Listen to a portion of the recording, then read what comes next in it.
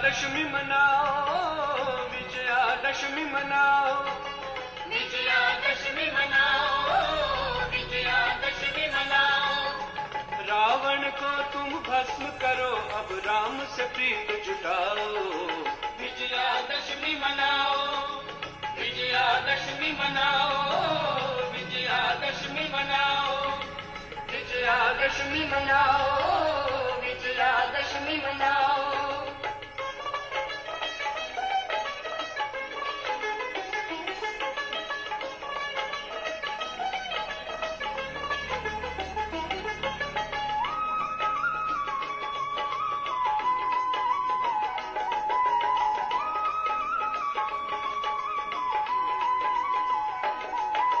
शोक वाटिका इस कलयुग में राम स्वयं शिव आया। शोक वाटिका इस कलयुग में राम स्वयं शिव आया। आत्मा रूपी सीता को उसने आकर छुड़ाया। आत्मा रूपी सीता को उसने आकर छुड़ाया। कुंभकर्ण सम सोया, मानव ज्ञान से उसे जगाओ। विजयादशमी मनाओ, विजयादशमी मनाओ, विजयादशमी मनाओ, विजयादशमी मनाओ, विजयादशमी मनाओ।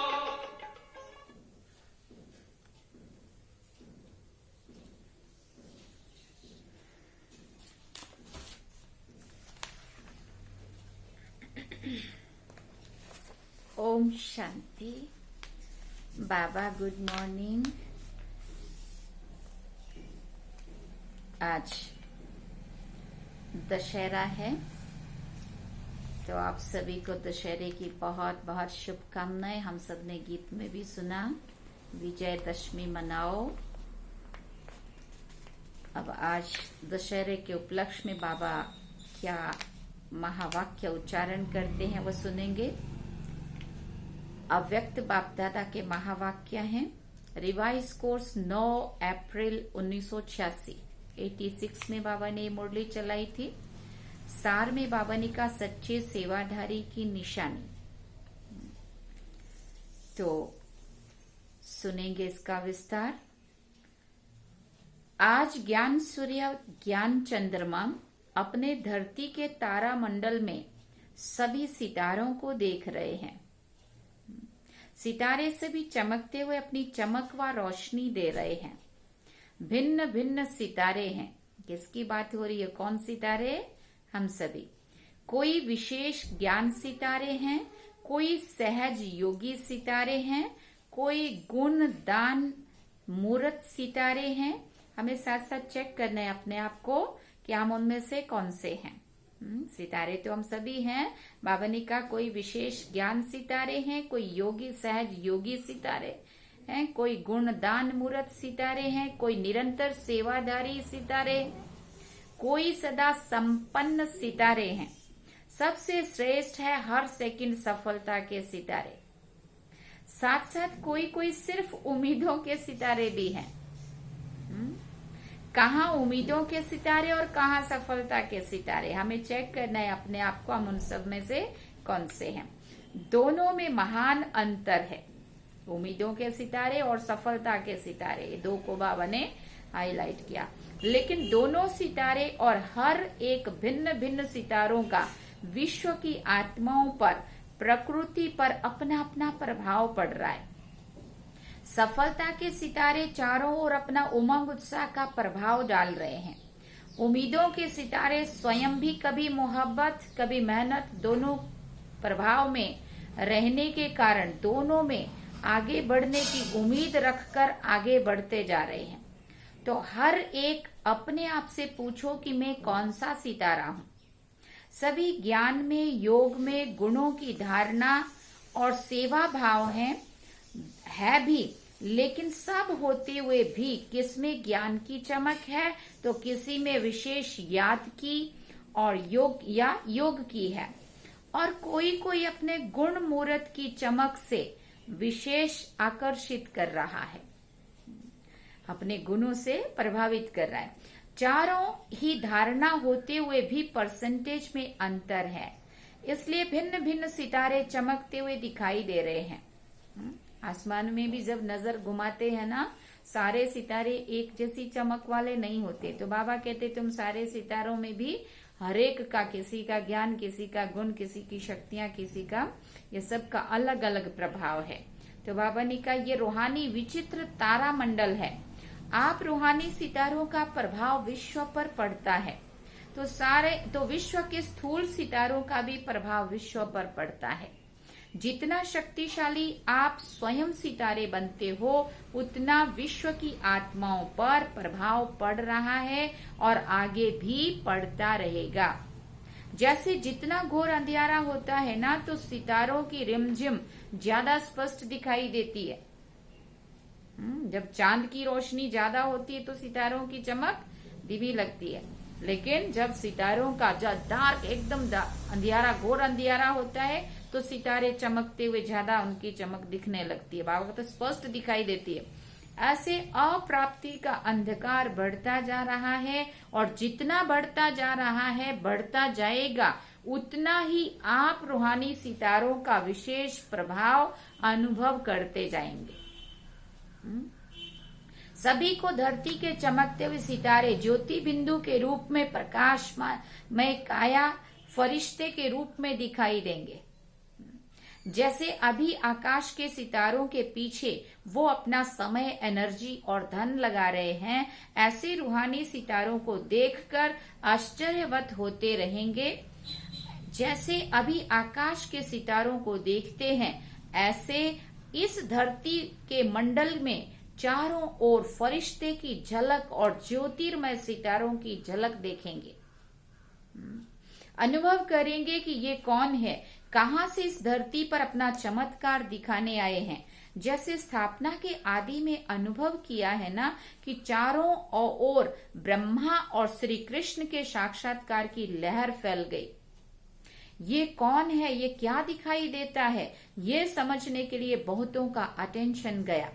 ऐसे अब अंत में चारों ओर ये दोनों रूप, ज्योति स्वरूप और फरिश्ता स्वरूप, उसमें बाप दादा और बच्चे सबकी झलक दिखाई देगी, और सभी का एक से अनेकों का इसी तरफ अटेंशन जाएगा। अभी ये दिव्य दृश्य आप सबके संपन्न बनने तक रहा हुआ है। फरिश्तेपन की स्थिति सहज और स्वतः अनुभव करें, तब वो साक्षात फरिश्ते साक्षात्कार में दिखाई देंगे। ये वर्ष फरिश्तेपन की स्थिति के लिए विशेष दिया हुआ है। कई बच्चे समझते हैं कि क्या सिर्फ याद का अभ्यास करेंगे, व सेवा भी करेंगे, व सेवा से मुक्त होकर तपस्या ही करेंगे। बाप दादा सेवा का यथार्थ अर्थ सुना रहे हैं। सेवा भाव अर्थात सदा हर आत्मा के प्रति शुभ भावना। सेवा माना सिर्फ स्थूल सेवा की बात नहीं कर रहे हैं बाबा, लेकिन सेवा अर्थात अगर आप अपने मन से किसी के प्रति अच्छी भावना रख रहे हो, शुभ चिंतक बन रहे हो, उनके प्रति शुभ भावना रख रहे हो, तो बाबा कहते हैं ये भी सेवा। श्रेष्ठ कामना का भाव, सेवा भाव अर्थात हर आत्मा की भावना परमान फल देना। जिसकी जैसी भावना उसको उसी परमान प्राप्ति होना। भावना हद की नहीं, लेकिन श्रेष्ठ भावना।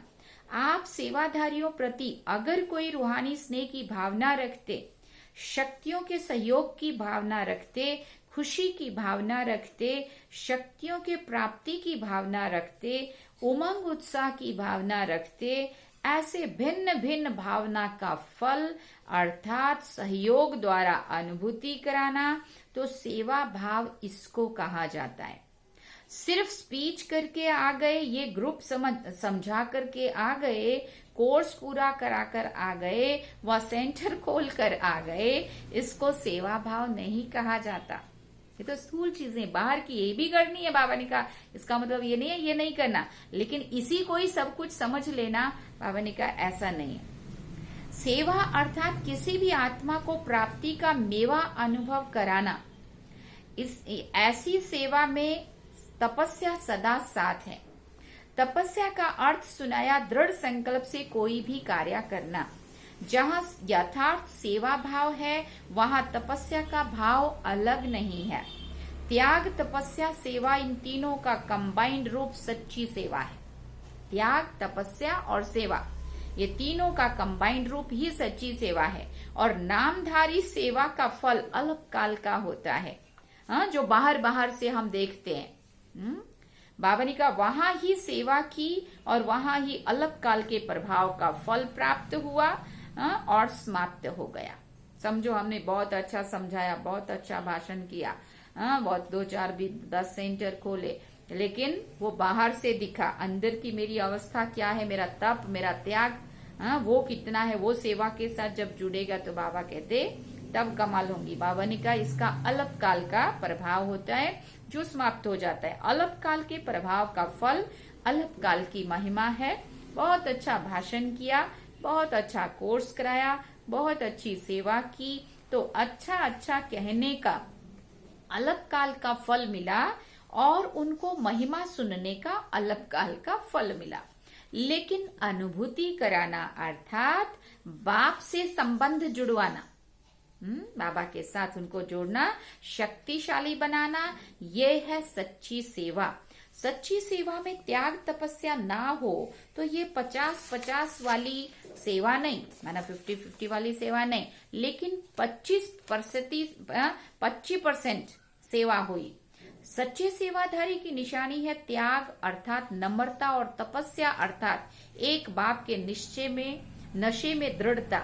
यथार्थ सेवा इसको कहा जाता है। बाप दादा निरंतर सच्चे सेवाधारी बनने के लिए कहते हैं, नाम सेवा हो और स्वयं भी डिस्टर्ब हो, दूसरे को भी डिस्टर्ब करें, इस सेवा से मुक्त होने के लिए बाप दादा कह रहे हैं।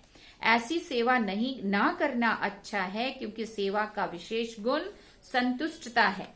जहाँ संतुष्टता नहीं, चाहे सेवा से, चाहे स्वयं से, चाहे संपर्क वालों से, वो ना सेवा स्वयं को फल की प्राप्ति कराएगी और ना दूसरों को। इससे स्वयं अपने को पहले सतोगुनी बनाए, असंतुष्ट मनी बनाए और फिर सेवा में आवे, वो अच्छा है। नहीं तो सूक्ष्म बोझ जरूर है, वो अनेक प्रकार का बोझ उड़ती कला में विघ्न रूप बन जाता है।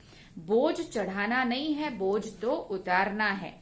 जब ऐसा समझते हो तो ऐसे इससे एकांतवासी बनना अच्छा है, क्योंकि एकांतवासी बनने से स्व परिवर्तन का अटेंशन जाएगा।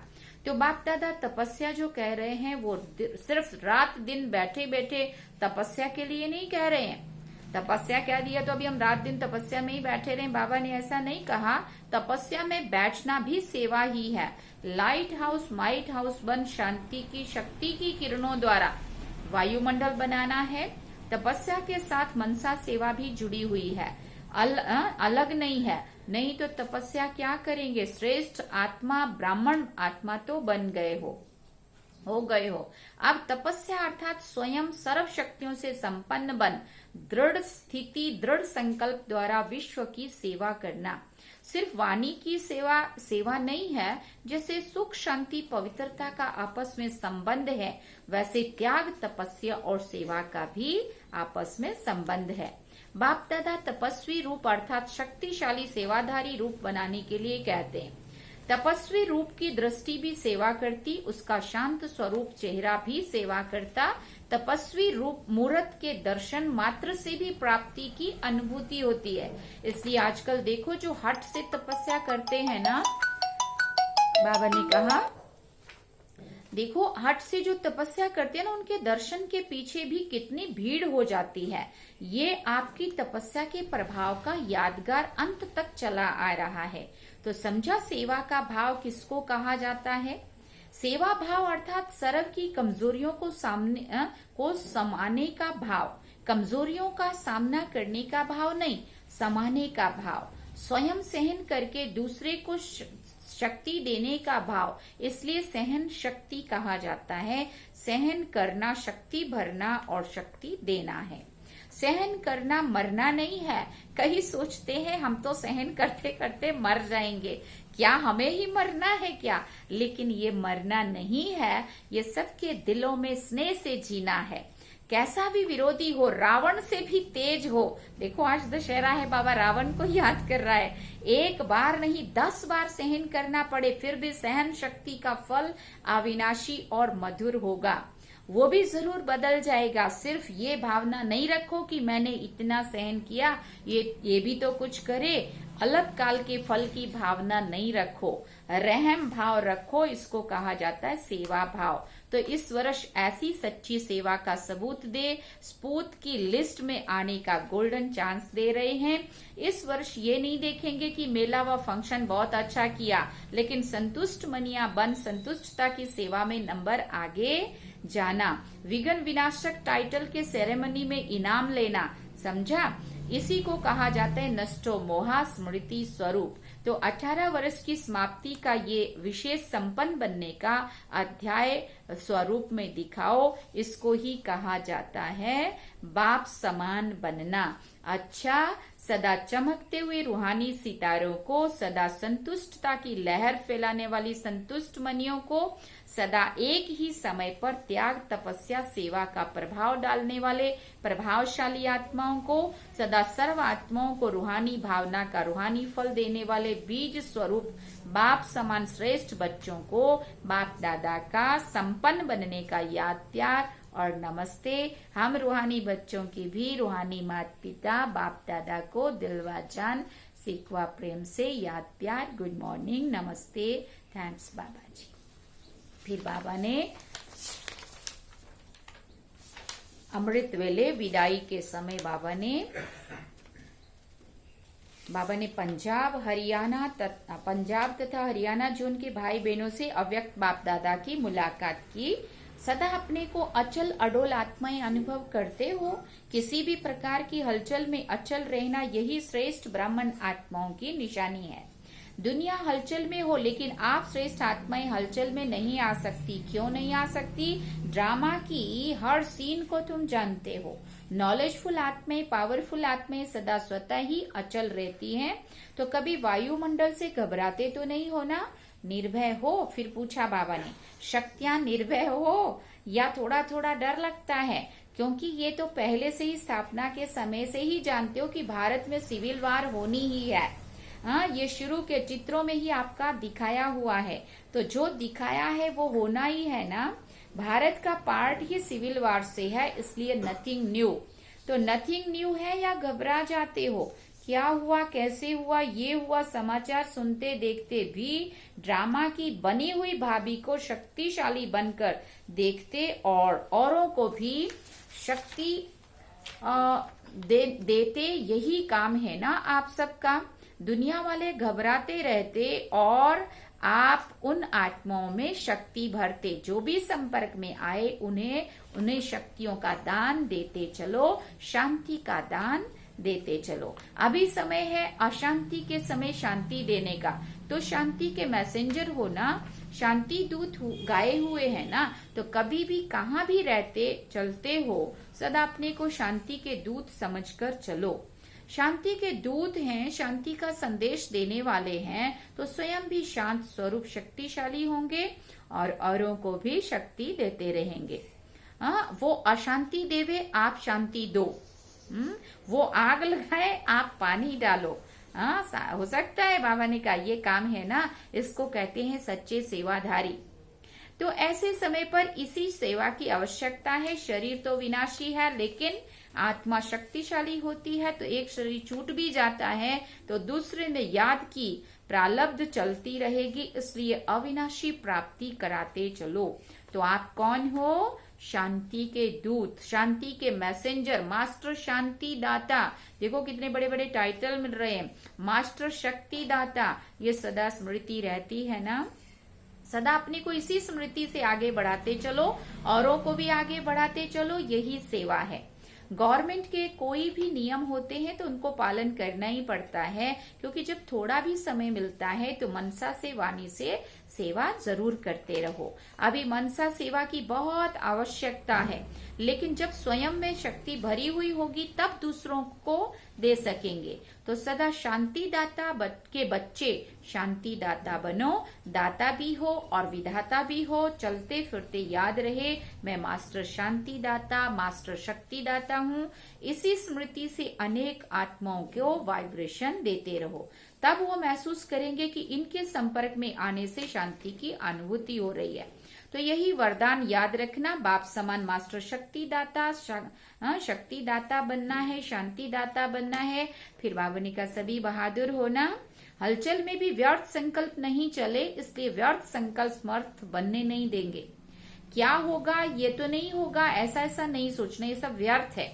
जो होगा उसको शक्तिशाली होकर देखो और दूसरों को शक्ति दो। ये भी साइड सीन्स आती हैं, ये भी बाई प्लॉट चल रहा है। बाई प्लॉट समझ कर देखो तो घबराएंगे नहीं। अच्छा, विदाई के समय अमृत वेले बाबा ने बच्चों से बात की। ये संगम युग अमृत वेला का युग है, पूरा ही संगम युग अमृत वेला होने के कारण इस समय सदा के लिए महानता गाई हुई है। तो पूरा ही संगम युग अर्थात अमृत वेले अर्थात डायमंड मॉर्निंग, सदा बाप बच्चों के साथ है और बच्चे बाप के साथ हैं, इसलिए बेहद की डायमंड मॉर्निंग। बाप दादा सदा कहते ही रहते हैं, लेकिन व्यक्त रूप में व्यक्त देश के हिसाब से आज भी सभी बच्चों को साथ रहने की गुड मॉर्निंग कहो, गोल्डन मॉर्निंग कहो, डायमंड मॉर्निंग कहो, जो भी कहो वह बाप दादा सभी बच्चों को दे रहे हैं। स्वयं भी डायमंड हो और मॉर्निंग भी डायमंड है और भी डायमंड बनाने की है, इसलिए सदा साथ रहने की डायमंड मॉर्निंग। अच्छा, वरदान में बाबा ने कहा पांचों तत्वों और पांचों विकारों को अपना सेवाधारी बनाने वाले माया जीत स्वराज्य अधिकारी भव। जैसे सतयुग में विश्व महाराजा व विश्व महारानी की राजाई की ड्रेस को पीछे से दास दासियां उठाते हैं ना, ऐसे संगम युग पर आप बच्चे जब माया जीत स्वराज्य अधिकारी बन टाइटल्स रूपी ड्रेस से सजाए हुए रहेंगे, सजे सजाए रहेंगे, तो ये 5 तत्व और 5 विकार आपकी ड्रेस को पीछे से उठाएंगे, अर्थात अधीन होकर चलेंगे। इसके लिए दृढ़ संकल्प की बेल्ट से टाइटल्स की ड्रेस को टाइट करो। और फिर बाबा ने कहा भिन्न भिन्न ड्रेस और श्रृंगार के सेट से सज धज कर बाप के साथ रहो, तो ये विकार व तत्व परिवर्तन होकर सहयोगी सेवाधारी हो जाएंगे। स्लोगन में बाबा ने कहा जिन गुणों व शक्तियों का वर्णन करते हो उनके अनुभवों में खो जाओ, अनुभव ही सबसे बड़ी अथॉरिटी है। जिन गुणों व शक्तियों का वर्णन करते हो उनके अनुभव में खो जाओ, अनुभव ही सबसे बड़ी अथॉरिटी है। अच्छा, ओम शांति। ये थे आज के बाबा के महावाक्य। 25 अक्टूबर 2020 अव्यक्त बाप दादा